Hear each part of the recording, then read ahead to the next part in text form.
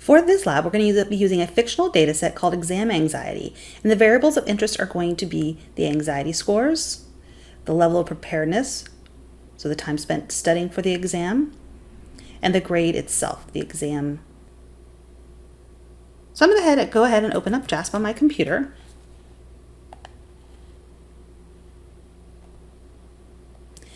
And I'm going to go back to the lab and open up that fictional data set. So I'm going to download this. Now I can go back to JASP, go to those 3 lines, go to Open, go to Browse, or it's going to be right here in my downloads. And I'm going to download that data set. And it will open up in JASP. Whoops, I need to click on it. Open up that data set.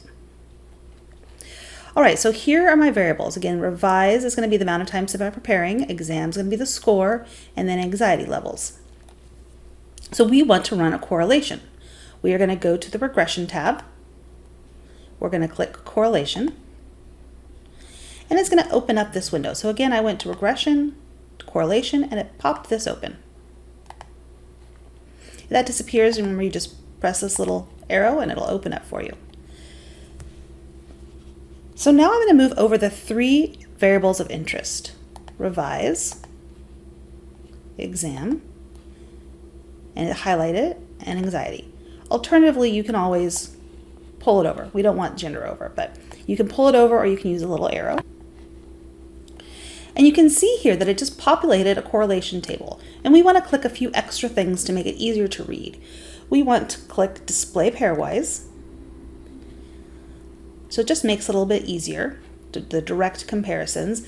This type of table often is presented in a paper, and so you want to know how to actually get this type, but if we want to make it easier to understand the analysis, we'll just click pairwise comparisons here.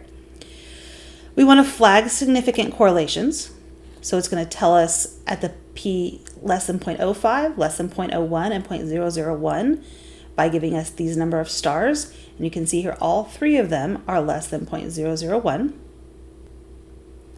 Then we want to go down and prepare scatter plots. So we're going to click scatter plots here. We want to click statistics. So it's populated the scatter plots.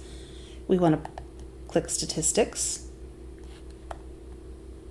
And then it will tell us what that correlation coefficient is for each one of these scatter plots. And that is it. That's pretty simple. So just a little help reading the table. When we're comparing revise to the exam score, the relationship between them is a positive 0.397. So that's a moderately positive correlation. When we compare the amount of time spent preparing or revise to the anxiety scores, it's a negative 0.079. That's a pretty strong negative correlation. So the more time spent preparing, the less anxious the individuals are. When we look at exam scores and anxiety, again, we get a negative 0.441. So a moderately negative correlation. And again, all of these are significant. And really, what significant means when we're talking about correlations is what's the likelihood if we were to repeat this analysis again that we would get this by chance, and there's much less than a 5% chance because of the p-value being 0.001.